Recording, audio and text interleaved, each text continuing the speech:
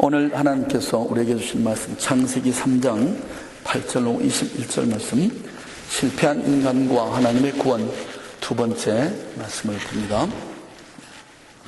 그들이 날이 서늘할 때 동산에 거내시는 여호와 하나님의 음성을 듣고 아담과 그 아내가 여호와 하나님의 낯을 피하여 동산 나무 사이에 숨은지라. 여호와 하나님이 아담을 부르시며 그에게 이르시되 내가 어디 있느냐? 가로되 내가 동산에서 하나님의 소리를 듣고 내가 벗었으므로 두려워하여 숨었나이다. 가라사대 누가 너의 벗었음을 내게 구하였느냐? 내가 너더러 먹지 말라 명한 그 나무 실과를 내가 먹었느냐? 아담이 가로되 하나님이 주셔서 나와 함께 하게 하신 여자 그가 그 나무 실과를 내게 주므로 내가 먹었나이다. 여호와 하나님이 여자에게 이르시되 내가 어찌하여 이렇게 하였느냐? 여자가 가로되 뱀이 나를 꿰므로 내가 먹었나이다. 여호와 하나님이 뱀에게 이르시되 내가 이렇게 하였으니 내가 모든 육축과 들의 모든 짐승보다 더욱 저주를 받아 배로 다니고 종신토록 흙을 먹을지니라. 내가 너로 여자와 원수가 되게 하고 너희 후손도 여자의 후손과 원수가 되게 하리니 여자의 후손은 내 머리를 상하게 할 것이요 너는 그의 발꿈치를 상하게 할 것이니라 하시고, 또 여자에게 이르시되 내가 내게 잉태하는 고통을 크게 더하리니 네가 수고하고 자식을 낳을 것이며 너는 남편을 사모하고 남편은 너를 다스릴 것이니라 하시고, 아담에게 이르시되 네가 내 아내의 말을 듣고 내가 너더러 먹지 말라 한 나무 실과를 먹었은즉 땅은 너로 인하여 저주를 받고 너는 종신토록 수고하여야 그 소산을 먹으리라. 땅이 내게 가시덤불과 엉겅퀴를 낼 것이라. 너희 먹을 것은 밭의 채소인즉 내가 얼굴에 땀이 흘러야 식물을 먹고 필경은 흙으로 돌아가리니 그 속에서 내가 취함을 입었습니다. 너는 흙이니 흙으로 돌아갈 것이니라 하시니라.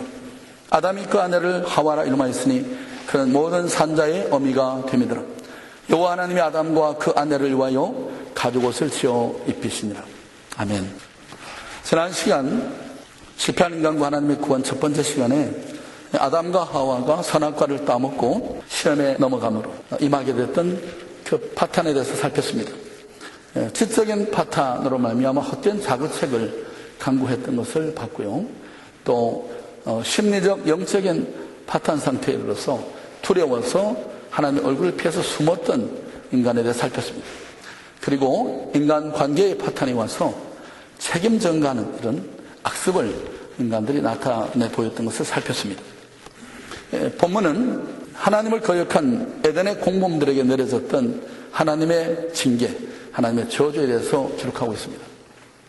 먼저 뱀에게 하나님의 저주가 임했는데요. 아마 처음 아담과 하와에게 나타나서 그 꾀일 때 뱀은 직립했던 것 같습니다. 그런데 이 에덴의 범죄로 말미암아서 배로 기어다니고 종신토록 흙을 먹는 그런 저주를 받게 됐습니다. 또 뱀의 꼬임에 넘어갔던 여자, 자녀를 생산할 때 즐거운 마음으로 기분 좋게 나는 것이 아니라 그냥 엄청난 고통이 수반되는 그런 해산의 수고를 하나님이 저주로 명하셨습니다. 그리고 아내의 말을 듣고 함께 범죄 행위에 동참했던 남자 아담에게는 땀 흘려 수고해야 그 소산을 먹고 살 수 있는 그런 수고로움을 감당해야 되는 저주가 임했고요. 사람들과 이 뱀에게만 저주한 것이 아니라 인간의 허물로 말미암아서 온 하나님 주신 자연세계가, 생태계가 저주 아래 놓이게 됐습니다. 그래서 땅은 엉겅퀴를 내고 그리고 온갖 인간 삶에 해가 되는 동식물이 생겨났습니다. 우리 딸아이가 아빠, 하나님이 다 세상 만을 다 지었잖아요. 그렇지. 근데 모기는 왜 지었어요? 제가 처음부터 모기가 사람을 괴롭히고 핏바람먹는 그런 피조물로 지어진 건 아니었을 거야. 인간의 타락으로 말미암아 임한 저주의 한 부분이 아니겠는가. 그럴 것입니다. 그러나 여러분, 창세기 3장에는 결코 절망의 이야기만 나와 있지 않습니다. 절망이 아닌 희망의 메시지가 이 3장에는 기록되어 있습니다. 그리고 이 희망은 인간에게서 시작된 것이 아니라 하나님의 행동, 하나님의 액션으로부터 비롯된 것입니다. 오늘 본문을 통해서 반역한 인간 구원을 위한 하나님의 액션, 그것이 뭐였는지를 살펴보기를 원합니다. 첫 번째로 네가 어디 있느냐 부르시면서 찾으십니다. 9절 말씀을 같이 보죠. 여호와 하나님이 아담을 부르시며 그에게 이르시되 네가 어디 있느냐. 반역한 인간을 구원해내기 위한 첫 번째 하나님의 액션은 부르시고 찾으시는 것입니다. 하나님께서 절망에 빠진 인간을 찾아오십니다. 이것이 우리의 희망이요 소망인 것입니다. 여호와 하나님이 아담을 부르시며 그에게 이르시되 내가 어디 있느냐. 인간이 먼저 하나님을 찾은 것이 아닙니다. 절망 상태에 있는 인간이 먼저 하나님 도와주세요, 하나님 나를 살려주세요 이렇게 말했던 것이 아니었습니다. 여러분, 인간의 자존심은 절망 가운데서도 침묵하는 것을 보게 됩니다. 죄로 말미암아 파탄에 이른 이 인간의 비극적인 참상을 보시면서 가슴 아파하시고 애타는 심령으로 다가오시는 하나님, 여러분, 이것이 희망이요 복음입니다. 저는 인터넷을 보면서 가끔 자녀를 유교당했거나 잃어버린 부모들이 그 자녀를 찾기 위해서 다니던 직장도 그만두고 그리고 플라이를 만들어 가지고 길거리에서 사람들에게 이 아이를 보셨어요? 이 아이를 보셨어요? 그 지치고 피곤한 모습으로 사람들을 만나면서 아이를 찾는 그 부모들을 볼 때마다 얼마나 마음이 아픈지 모릅니다. 여러분, 어떤 사람은요 거의 10년 가까이를 그렇게 자녀를 찾는 부모도 있더라고요. 여러분, 그 부모의 심정을 이해하시겠습니까? 그 부모 마음의 그 안타까운 간절한 소원을 여러분 이해하시겠느냐? 우리 하나님이 범죄하고 하나님 낯을 피해서 도망간 아담을 찾으실 때 마치 그와 같은 모습으로 찾으신다고 말씀합니다. 구원에 내기 위한 첫 번째 하는 액션은 부르시면서 찾으십니다. 여기서 짚고 넘어가야 한 가지 사실이 있습니다. 이것은 하나님에 대한 인식입니다. 여러분, 에덴의 사람을 꼬였던 이 사단 마귀는 계속해서 끊임없이 우리에게 하나님에 대한 아주 잘못된 인식을 심어놓습니다. 여러분은 예배당에 나와서 하나님 그 눈을 감으면 어떤 이미지가 마음속에 그려집니까? 여러분이 떠올리는 하나님은 어떤 이미지죠? 곤봉을 틀고 권총을 차고 다가오는 그런 경찰관으로 보입니까? 아니면 법복을 입고 서슬이 푸른 그런 모습으로 판결을 내리는 재판관의 모습으로 그렇게 하나님 여러분이 다가오십니까? 아니면 엄한 훈장 선생, 회초리를 들고 잘못하면 내리치려고 바라보는 그런 선생님으로 보이십니까? 아니면 한국 사람들은 뭐 옛날부터 옥황상제 그래가지고 하나님을 눈 감으면 하얀 머리가 무릎까지 내려 이 머리를 뒤로 싹 넘기고 눈이 부리부리한 그런 여러분 도사쯤을 생각해 계십니다. 여러분이 이미지로 피처로 그리는 하나님은 어떤 모습입니까? 이 첫사람 아담과 하와가 범죄를 한 이후에 하나님을 어떤 시각으로 인식하고 있었는지 그가 도망간 사실에서 우리는 짐작해 볼 수 있습니다. 아마 체포하려고 수갑을 들고 쫓아오는 권명이나 경찰팀으로 아마 그렇게 인식하지 않았을까 싶습니다. 여러분, 아담을 찾으시며 부르시는 하나님의 음성, 그것은 그런 것이 아니었음을 우리 알아야 됩니다. 자식의 허물과 잘못을 인해서 안타까움으로 눈물을 지으시는 그런 사랑의 모습으로 하나님은 다가오셨습니다. 무서운 얼굴을 하고 급히 쫓아온 것이 아니라 동산을 거닐며 아담에게 조용한 음성으로 말씀했다고 말합니다. 하늘이 떠나갈지 쩌렁쩌렁 우레소리로 그렇게 임한 것이 아니고 아담아, 아담아, 네가 어디 있느냐? 네가 어디 있니? 이런 모습으로 다가오셨을 것 같습니다. 여러분, 구원해내기 위해서 하나님이 취하신 첫 번째 액션은 이렇게 애타는 마음으로 부르시면서 찾으십니다. 여러분, 누가복음 15장에 보면 1절부터 10절에 보면 한 마리 잃어버린 양을 찾아 나서는 목자에 관한 이야기가 나와 있습니다. 온갖 고초를 겪으면서 찾고 또 찾을 때까지 찾습니다. 그리고 찾은 후에는 기쁨으로 그 양을 어깨에 둘러매고 돌아와서 기쁨의 큰 잔치를 배설하고 온 동네 사람들을 초청해서 함께 그 양 찾은 즐거움을 나눈다고 성경 적고 있습니다. 여호와 하나님이 아담을 부르시며 그에게 이르시되 내가 어디 있느냐? 여러분, 이 시점에서 하나님이 아담이 어딘지 몰라서 그 소재 파악이 안 돼서 이렇게 물었을까요? 하나님이 정말 아담이 어디에 숨었는지 몰라서 이런 질문을 했겠나 말입니다. 아니죠. 자신의 실상을, 그 자신의 비참한 모습을, 자신의 삶의 현실을 바라보고 그리고 하나님 앞에 자복하고 돌아오도록, 나오도록 그렇게 기회를 주기 위해서 하나님이 부르신 것입니다. 제가 읽었던 어느 입양아 부모의 수기 가운데 그 말미에 그런 내용이 있더라고요. 아를 입양해가지고 키웠는데 이게 10대가 되면서 반항을 하죠. 하루는 귀에다가 이렇게 피어싱 해서 코에다 뭐 걸고 막 이렇게 돌아온 아이를 보면서 야단을 쳤는데 이 딸아이가 그 길로 집을 뛰쳐나가 버렸어요. 그래서 몇날 며칠을 딸을 찾았습니다. 수소문해가지고 이 술집 스트릿바에서 밤에는 스트립 쇼하는 그런 일에 친구들 같이 어울려 있는 것을 알게 됐어요. 그래서 그 산다는 곳을 찾아가니까 마침 그 자리에 없었습니다. 친구들만 있고. 그래서 그 친구들한테 편지를 하나 남겨왔는데 그 편지 말미 이렇게 적었더라고요. 나는 엄마 아빠가 필요 없을지 모르지만 그러나 엄마 아빠는 너 없이는 이제 더 이상 못 산단다. 그러니 어서 속히 돌아오렴. 엄마 아빠의 품으로. 여러분, 하나님께서 에레미야서에 보면 너희를 향한 내 생각은 내가 안 하니 재앙이 아니고 평안이요 너희 장래에 소망을 주려는 생각이라. 여인이 어찌 그 젖먹는 자식을 잊겠으며 자기 태산한 아들을 긍휼히 여기지 않겠는가. 너희는 그리할지라도 나 여호와는 절대로 너희들을 잊지 못한다고 말씀합니다. 여러분, 우리 부르는 찬양 가운데 너의 하나님 여호와가 너의 가운데 계시니 그는 우리를 인해서 기뻐하시고 더 기뻐하시리라. Song of Joy. 하나님이 기쁨의 노래를 부르신다고 말씀합니다. 우리를 바라보는 시. 내가 너를 내 손바닥에 새겼다고 이사야서에서 말씀하고 있잖아요. 하나님이 우리를 향하신 사랑이 그렇게 간절하다고 말씀하십니다. 우리 317장 찬송 보면 그 2절에 어서 돌아오 어서 돌아마노 우리 주는 날마다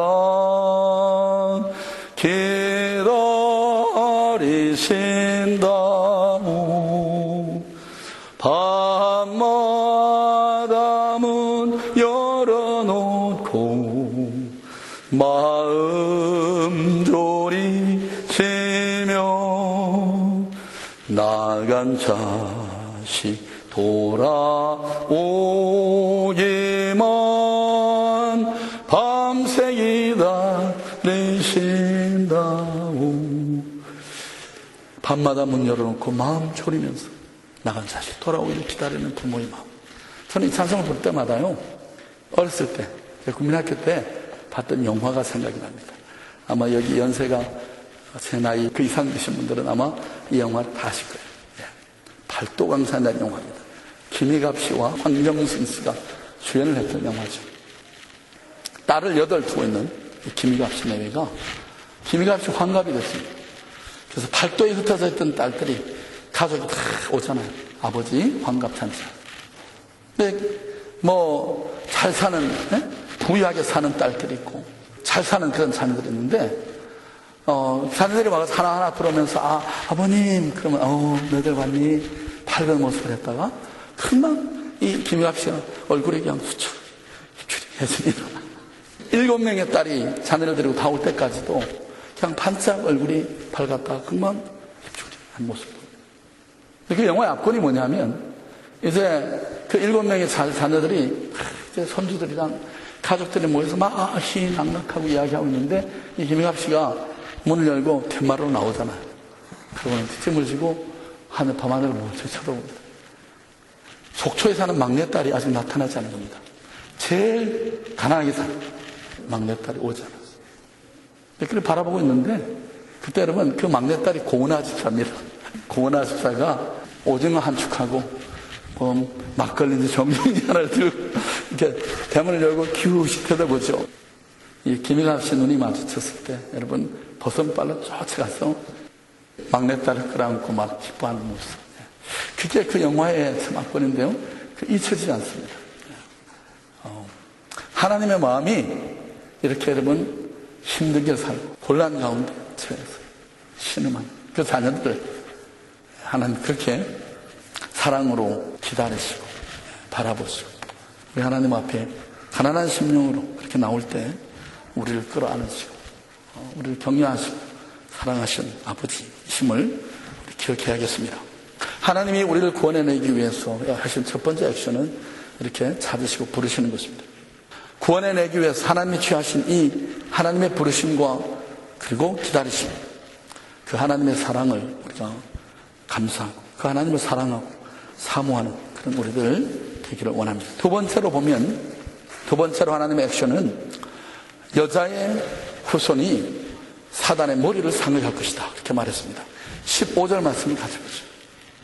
시작. 내가 너로 여자와 원수가 되게 하고 너의 후손도 여자의 후손과 원수가 되게 하리니 여자의 후손은 내 머리를 상하게 할 것이요 너는 그의 발꿈치를 상하게 할 것이니라. 여러분, 반역한 인간 구원을 위한 하나님의 두 번째 액션은 바로 인류 구원의 약속을 밝히신 것입니다. 하나님이 절망 가운데 있던 이 아담을 찾아오실 뿐만 아니라 구원의 내 계획을 미리 말씀해 주십니다. 3장 15절 하반절에 보면 여자의 후손은 내 머리를 상하게 할 것이다, 그렇게 말씀합니다. 여기 여자의 후손이 뭘 말합니까? 여러분, 지상에 존재하는 모든 인간들은 다 남자의 후손으로 태어났습니다. 여성분들은 기분이 나쁘겠지만은 성경에 여러분, 누가 누굴 낳고 하면 전부 다 남자로만 나오잖아요. 왜 그렇죠? 그 씨가 남자에게서 비롯됐기 때문에 그렇습니다. 근데 그 씨가 남자에서 나온 것이 아니라 하나님께로부터 임해서 여자의 몸에 태어난 유일한 한 사람이 있었습니다. 누굽니까? 예수 그리스도입니다. 장차 임하게 될 이 예수 그리스도, 그가 뱀의 머리를 상해할 것이다. 무슨 말입니까? 예수님이 장차 사단의 권세를 깨뜨리실 거예요. 그래서 사단의 지배로부터 우리를 해방시키고 용서와 자유를 가져다 주실 것, 그래서 영원한 생명을 가져다 주실 것을 말씀하신 것입니다. 바로 이 약속 때문에 인간은 다시 한번 희망을 가지게 된 것입니다. 여러분, 구원을 위한 하나님의 두 번째 액션은 바로 메시아 승리에 대한 약속이었습니다. 동시에 사단은 여자의 후손의 발꿈치를 상기할 것이다. 이걸 뭘 말하는 거죠? 바로 십자가 사건을 예표한 것입니다. 예수님의 십자가는 짐짓 사단이 승리하는 듯 보이는 그런 사건이었습니다. 네, 여러분, 사단이 한 가지 몰랐던 것은 뭐냐면 바로 이 예수 그리스도의 죽으심으로 온 인류의 죄의 값이 지불됐고 더 이상 사단이 죄를 참수할 수 없게 됐다는 사실을 미처 알지 못했던 것입니다. 예수님의 십자가의 죽음이 도리어 사단의 권세를 깨뜨리는 최후 승리의 일격을 가하게 된 것입니다. 여러분, 성경 말합니다. 죄의 삭은 사망이요 하나님의 은혜는 그리스도 예수 안에 있는 영생이라고 말씀합니다. 예수 그리스도가 우리의 모든 죄와 저주를 담당하시고 십자가에 죽으셨을 때 우리의 죄값이 paid off, 지불 완료가 됐다고 말합니다. 그래서 우리에게 주어졌던 모든 저주의 대가를 다 지불하셨습니다. 우리 모든 인간들이 죄사함을 받게 됐고 영생의 축복을 누릴 수 있도록 길을 여셨습니다. 사단이 더 이상 죄와 관련해서 우리를 참수할 수 없게 된 것도 그 때문입니다. 여러분, 이 예수 그리스도를 믿는 자마다 저주로부터 해방이 되고 죄사함과 영생의 축복을 누리게 됐습니다. 온 세상의 구원자로 오신 예수 그리스도, 그 예수 그리스도를 영접하고 믿고 의뢰하는 우리 모두, 삶의 모든 고통과 저주에도 불구하고 주님을 찬양하고 하나님 나라의 소망을 붙잡고 큰 기쁨으로 살아가는 것입니다. 이것은 다름 아닌 바로 약속을 믿는 믿음에 의해서 주어지는 특권이라는 것을 우리가 알 때 정말 하나님 앞에 베푸신 은혜가 너무도 감사하죠. 구원을 위한 하나님의 두 번째 액션은 인류 구원에 대한 약속인 것입니다. 사단의 최후적인 패배는 장사된 지 사흘 만에 예수님이 부활하심으로 확정이 됐습니다. 예수님이 십자가에 돌아가심으로 죄의 값을 다 지불하셔서 죄 문제를 해결하셨고 또 그분이 죽음의 권세를 깨시고 부활하심으로 부활에 대한 영생에 대한 보증이 되셨습니다. 확정이 됐습니다. 그러므로 여자의 후손이 뱀의 머리를 상하게 할 것이라고 하는 약속의 말씀은 바로 온 인류에게 소망을 갖게 했던 복음의 말씀인 것입니다. 여러분, 20절에도 보면 아담이 그 아내를 하와라고 이름을 지었는데 그는 모든 산자의 어미가 되며 그렇게 말씀합니다. 아담도 여자에게 이 산자의 어미라고 하는 이름을 지어주므로 하나님의 약속에 대한 믿음을 고백하고 있는 것입니다. 여러분, 그렇습니다. 하나님의 말씀을 신뢰할 때 희망이 있습니다. 아담의 믿음대로 예수님께서 강림하심으로 온 세상이 새롭게 됐습니다. 그가 다시 오실 때 세상은 다시 한번 새롭게 될 것입니다. 성경은요, 피조물들이, 모든 피조물들이 구속의 날을 탄식하며 기다린다고 말씀합니다. 아까 제가 자연의 저주를 받았다고 했는데 자연 속에 있는 피조 세계도 구속의 날을 기다리고 있다, 이렇게 말씀했어요. 예수님이 오시면, 다시 오시는 예수님께서 이 세상을 다시 한번 새롭게 하시고 이 땅에 1000년 동안 평화의 나라를 건설하게 될 것입니다. 그때의 모습을 이사야에서는 뭐라고 말합니까? 사자들이 어린 양과 뛰놀고 장난쳐도 물지 않고 어린아이가 독사굴에 손을 넣어도 물지 않는 그런 평화의 나라, 기쁨의 나라가 도래할 것이라고 말씀하고 있습니다.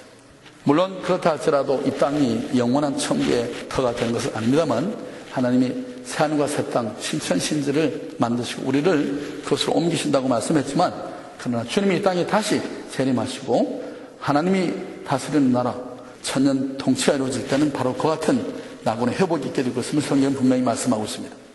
여러분, 비록 인간이 하나님을 거역해서 저주를 받았지만 예수 그리스도의 죽으심과 부활을 통해서 되려 엄청난 신분 상승의 결과를 가져왔습니다.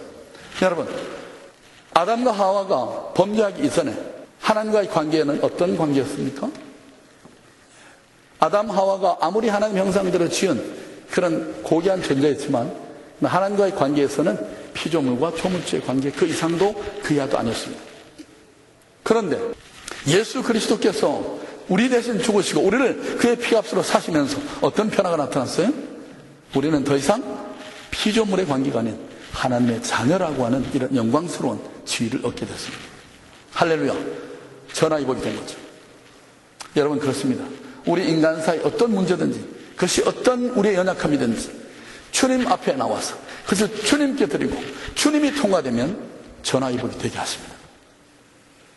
때로 우리의 실패도, 우리의 연약한 모습들도 그것이 주님 앞에 들고 나와서 주님의 개입을 우리가 구하게 되면 전화위복의 그런 결과를 가져준다는 사실을 우리는 이 말씀을 통해서 깨닫습니다.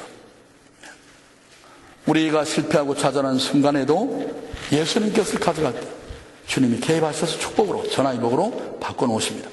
구원을 위한 하나님의 두 번째 액션은 바로 인류 구속에 대한 약속인 것입니다. 죽음의 심판날에 놓인 인류 구속의 약속, 이 하나님의 다음 없는 사랑과 긍휼, 이것을 깨닫는 사람마다 우리 감사하지 않을 수 없죠. 마지막 세 번째로 실패한 인간을 위해서 하나님이 취한 액션은 뭐냐면 가죽옷을 지어서 입히신 것입니다. 21절 말씀을 같이 보죠. 21절 시작. 여호와 하나님이 아담과 그 아내를 위하여 가죽옷을 지어 입히십니다. 반역한 인간군을 위한 세 번째 하나님 취한 액션은 바로 대속의 은혜를 예비하신 것입니다. 하나님과 분리라고 하는 영적 죽음이 가져온 첫 번째 죄책이 뭐였습니까? 부끄러움이었습니다. 선과 악을 알게 됐다는 것은 인간의 육정으로 말미암아 죄가 무엇인지를 인식하게 된 것입니다. 그래서 자기 몸을 가리웠습니다. 선악과를 따먹기 전에, 범죄하기 전에 인간은 이렇게 악한 행위, 악한 생각을 가질 수 있는 캐패시티가 없었던 거죠. 그런데 그 선악과 따먹으면서 이런 비극적인 결과가 초래된 것입니다. 부끄러움을 가립니다. 이 부끄러움을 가리기 위한 인간의 노력이 뭐였어요? 무화과나무 잎으로 치마를 해입은 것입니다. 스스로의 행위로 자신의 부끄러움을 가리려고 하는 것, 자신의 죄를 스스로 덮어보려고 하는 것, 이것이 모든 세속 종교의 뿌리라고 제가 말씀드렸습니다.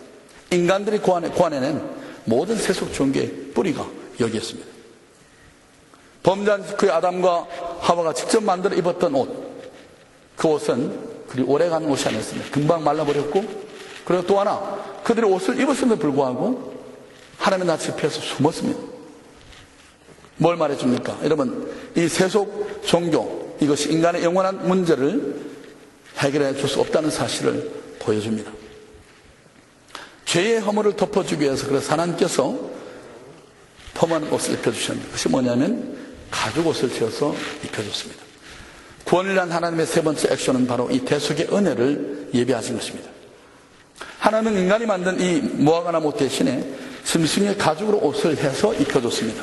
여러분, 그렇습니다. 기독신앙은 인간의 노력이나 선행의 바탕을 둔 종교가 아니라고 하는 사실입니다. 제가 지난주에 이것을 강조했는데요. 유한한 인간이 땅에 바탕을 두고 자신의 노력으로 고군분투해서 하나님 나라에 이루려고 하는 것, 이것이 모든 세속 종교의 가르침입니다. 여러분, 젊은 10대 아이들이 허리에다가 TNT를 묶고 적진에 뛰어들어가서 자살하는 이 자살 꽁대들, 이슬람이 레디칼리스트, 여러분, 그들을 볼 때마다, 그런 뉴스를 볼 때마다 얼마나 마음이 안타깝습니까? 죽으면 파라다이스에 가가지고 아름다운 여자 7하고 맨션대 저택을 선물로 받는다네요. 그래서 그 꼬임에 넘어가서 브레인워시가 돼가지고 그 짓거리를 하는 거예요. 기가 막히지 않습니까? 스스로 노력하고, 그걸 아니면 또 3,000배 무릎이 깨지도록, 무릎에 물집이 잡히도록 엎드려가지고 이거 빌고 이러면, 그러면 구원받을 자격이 주어지는 것처럼 가르치는, 이 이방 종교가 전부 다 그런 것입니다. 인간의 노력합니다. 인간이 스스로 깨닫기를 애쓰면 깨달아지고, 다시 말해 그 길을 발견하고, 한번 그 길을 발견하면 인간이 고행하고 노력하면 누구나 다 그 소위 해탈의 경지에 그 길을 꼭대기 정상을 도달할 수 있다고 가르치는 것, 이것이 모든 기독교 외의 이방 종교의 가르침인 것입니다. 우리 기독교 하나님 뭐라고 말합니까? 모든 사람이 죄를 범하였음에 하나님의 영광을 이룰 수 없나니, 의인은 없나니 하나도 없다. 스스로의 노력으로 자신을 구원해내는 일과 관련해서 인간이 할 수 있는, 기할 수 있는 바는 얼마가 있다? 제로라고 얘기합니다. 구원은 하나님의 은혜임을 말씀합니다. 저는 이것을 여러분 이해하기 쉽게 한번 비유를 들어 설명해 보겠습니다. 여기 큰 호수가 하나 있는데 사람이 하나 물에 빠졌습니다. 살려주세요! 살려주세요! 거기 아무도 없어요! 소리 지르고 있는데 그 호숫가를 지나는 사람 가운데 스님이 있었어요. 그래서 그 스님이 호숫가에 오더니만, 젊은이! 수영을 이렇게 배영을 해! 저병을 하고 저쪽으로 가! 좌측으로! 이러면서 코치를 하고.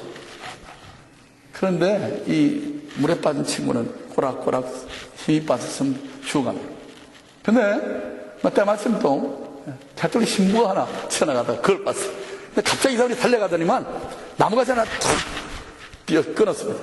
그 나무가지가 꼭 그 청년이 빠져있는 물로부터 이 물가까지 약 절반쯤 가는 나무 덩을 펴놓고는, 청년, 여기 와서 이걸 잡어! 저기 물 흐름이 이러니까 이렇게 좌로우로 이렇게 가! 이렇게 와서 이걸 잡어! 또 때마침 목사님 한 분이 지나갔습니다. 손에 빠진 청년을 보더니만 어떻게 했을까요? 그냥 점프를 해서 뛰어들었어요. 그래서 그 청년을 흔들어가지고 구원해냈습니다. 제가 말하려고 하는 의도가 뭔지 여러분 아시겠습니까? 여러분, 가톨릭 신부가 왜 절반쯤 되는 나무 작대기를 들고 와서 이렇게 얘기한지 아세요? 가톨릭 교리는요, 예수 믿는 믿음만으로 한나라를 갈 수 없다고 가르칩니다. 예수 믿는 믿음은 딱 절반 정도 효과가 있고, 나머지 절반은 누가 해야 돼요? 의로운 행위, 선행이 절반 뒷받침되지 않으면 절대 구원이 없다고 얘기합니다. 그래서 우리 기독교 외에 소위 기독교 이단들, 안식교나 모든 이단들 마찬가지예요. 머리는 머리통은 비슷한데 꼴에 가면 이것이 다 다른 기독교 외에 기독교와 전혀 상관이 없는 이방 종교 가르침과 절반 차이가 옵니다. 여러분, 인간의 행위가 단 1% 요구되는 가르침이라도 그 가르침은 여러분 성경적이 아닌 것입니다. 하나님은 그것을 인정하지 않습니다. 구원을 위한 하나님의 세 번째 액션은 대속의 은혜를 준비하신 것입니다. 여러분, 인간의 모든 종교는 바로 에덴 동산에서 시작했고 오늘날도 계속되고 있지만 절대로 인간에게 참된 근본적인 문제 해결을 가져주지 못합니다. 마치 금방 말라버리는 이 무화과 나뭇잎 치마처럼, 아니 그것도 모자라서 하나님의 진노를 피해서 나무 속에 숨어버린 이 불쌍하고 가련한 모습, 이것이 바로 세속 종교의 그 종교를 추구하는 사람들의 모습인 것입니다. 두려움에 떨며 부끄러움을 감추기 위해서 무화과나무 옷을 해입고 나무 숲에 숨었던 이 아담 하와를 위해서 하나님이 가죽 옷을 지어 입혔습니다. 여러분, 여기서 한 가지 우리가 기억해 두셔야 할 것은 이 가죽 옷을 지어 입히기 위해서 적어도 한 마리 이상의 짐승이 희생돼야만 했다는 사실을 여러분 기억하시기 바랍니다. 피값을 치른 가죽 옷, 그것이 인간에게 입혀졌습니다. 여러분, 이 가죽 옷은 하나님의 은혜를 상징적으로 나타냅니다. 그리고 이것은 장차 일어나게 될 놀라운 사건을 예표하는 것이었는데요. 그것이 뭡니까? 인류의 죄를 대신 값을 지불하고 죽기 위해서 십자가에서 피 흘리시고 죽어갔던 어린 양 예수 그리스도, 그분을 나타내시겠습니다. 여러분, 하나님이 가죽 옷을 지어주실 때 내 문제는 내가 알아서 할 테니까 돈 받음이 I'll take care of myself. Leave me alone. 이렇게만 누가 외쳤다고 했다면, 나를 그냥 내버려 두십시오. 상관하지 마시오. 이렇게 했다면 여러분 어떤 느낌을 갖겠습니까? 안타깝게도 똑같은 오만한 태도를 보이는 사람들이 오늘날에 부지기수입니다. 자신의 비참한 실상을 깨닫지 못하는 인간들, 하나님의 은혜를 좀처럼 받아들이려고 하지 않습니다. 그러나 예수 그리스도의 대속의 죽음을 통한 이 구원과 죄사함의 은총, 이것을 믿음으로 받아들이는 사람들, 저주가 아니라 축복이 넘치는 그런 회복의 삶을 경험하게 되는 것입니다. 여러분, 우리 모두가 다 우리 행한 대로 하나님이 징치하시면, 심판하시면 살아남을 수 있는 사람도 한 사람도 없습니다. 여러분이 누가 좀 더 선하고 의롭고 한 것은 전부 다 도토리 희재인 것입니다. 거룩하신 하나님의 관점에 보면 우리 모두는 다 사형 언도 아래 놓여있는 죄인들입니다. 우리가 살 수 있었던 길은 뭡니까? 바로 예수 그리스도. 내 대신 그 죄값을 지불하시고 pay the price, 값을 지불해 주신 그 예수 그리스도. 그 예수님 때문에 우리가 영생에 대한 소망을 갖게 됐습니다. 하나님의 은혜 아래서 우리가 이렇게 거룩하신 하나님의 보좌 앞에 나와서 그분에게 찬송드리고 경배하는 특권을 얻게 된 것입니다. 죽음의 저주에서 구원해 주실 약속을 주시고 예수 그리스도를 통해서 약속을 성취하신 하나님, 그 하나님께서 우리를 찾으셨고 우리를 부르셔서 그 부르심에 응답해서 우리가 이 자리에 앉아있는 것입니다. 여러분, 이것이 특권입니다. 여러분, 이 부르심에 응답하는 삶을 이제는 우리가 생명나무로 취하는 삶으로 더 승화시켜 가야 할 것입니다. 우리 삶의 주변에 이 구원의 은혜를 알지 못하는 불쌍한 영혼들을 하면서 내가 믿고 내가 누리는 이 영생의 소망, 이 하나님의 사랑의 메시지를 우리 들려주셔야 할 것입니다.